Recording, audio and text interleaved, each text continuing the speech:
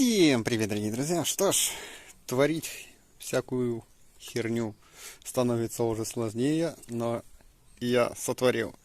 Это у нас болгарка, которая была с пластиковым редуктором. К черту подробности! Мне больше интересно, где можно купить болгарку с пластиковым корпусом редуктора. Которому уже хана пришла. И док избегал ее сделать, поэтому док я ее смастерил. Правда, без редуктора будет, наверное, хуевенько, но ладно. Давайте же рассмотрим поподробнее конструкцию. Тут у нас полоса металла, прикручена к деревяхую. До пластины металла надежно прикручена скотчем. Если интересно, характеристики данной болгарки. Вот. Но это прям лютый фейковый Bosch. Вообще ни разу не оригинал. И вот так это все выглядит. То бишь, вот так мы это дело будем испытывать.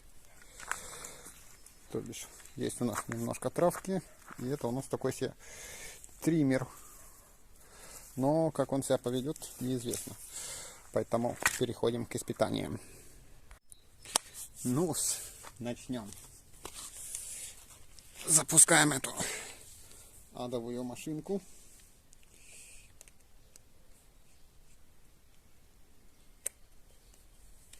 Так, еще надо приловчиться запускать. Во.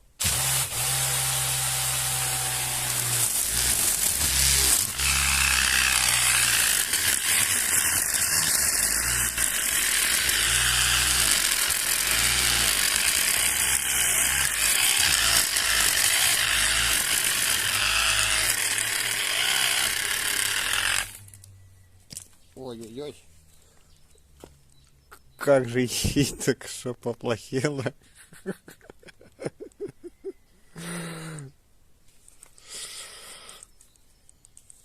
Ну, в общем, понимаете, да? Болгарка прям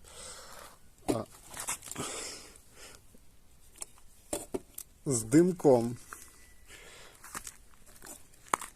Видно вам, не видно? Да. Короче, начинает она у нас дыметь. Ну, понятно, что ей уже пизда шла, поэтому дым где-то отсюда, либо щетки уже подгорают. Трещина уже появилась. Ну, короче, работать она, в принципе, работает, да? То есть, как бы подстригает, но из минусов, что она начинает дыметь.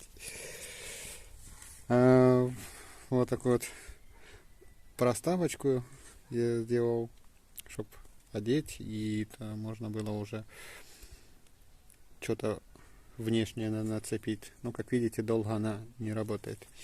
И очень сильно начинает греться. Получается, в районе щеток что-то начинается греться. Так что, в принципе, работает. Только осталось разобраться, что оно дымок запускает. Ну, а вообще не рекомендую вот такой по деле такие делать. Потому что опасненько.